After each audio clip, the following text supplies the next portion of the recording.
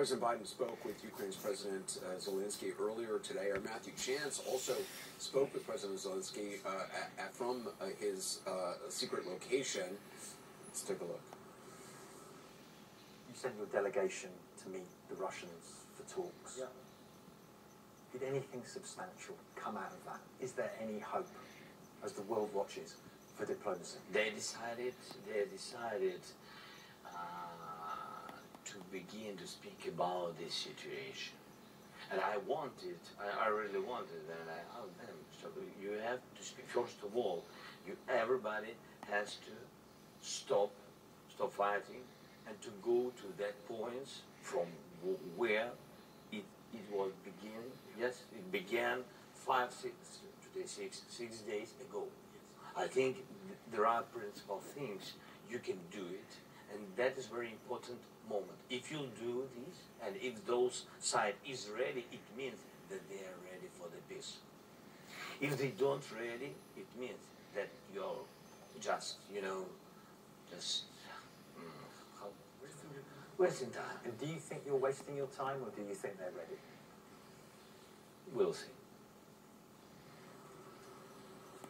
Clarissa Ward joins us now from Kyiv. Clarissa, it's really just remarkable, the transformation of this President Zelensky, a man who is 44 years old. Are those air sirens? Yeah, the air sirens have just been going for the last 30 or 40 seconds, Anderson. We haven't heard any explosions or strikes, but, they have become a all too familiar sound, I think, now for the residents of Kyiv. Yeah, I was saying just the transformation of Zelensky, a man who, after law school became an actor and a comedian, played the president on television, then ran for president and won overwhelmingly. It's extraordinary the stature that he now has based on his behavior, his statements, while Ukraine has been under attack. Yeah, it really is. I think a lot of people didn't know if this was a man who could meet the moment. As you said, he was a comedian, not from a political or military background, and yet what we've seen in the last 6 days as this crisis has unfolded is, extraordinary demonstrations of bravery. He has been talking regularly to the public. He is still in Kyiv, as you saw. My colleague Matthew Chance met with him, and you can see in that interview that Zelensky looks very tired, unshaven. He's wearing a military T-shirt, khakis. He is not dressed as a politician any longer, but he is dressed in what would only be considered the appropriate attire for this moment, with a country that is under siege and facing the most serious land invasion in Europe since the Second World War. He zoned in on several important points, I think, when he was talking to Matthew. He reiterated his call to the U.S.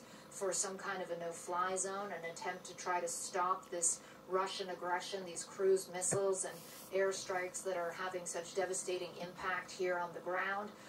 He also talked about how important it is for President Biden in the State of the Union address tonight to use that opportunity when talking to Americans to make them understand what he was saying is that this isn't about just Ukraine. This is about a way of life. This is about principles and ideals. This is about the concepts of self-determination, sovereignty, democracy, liberalism.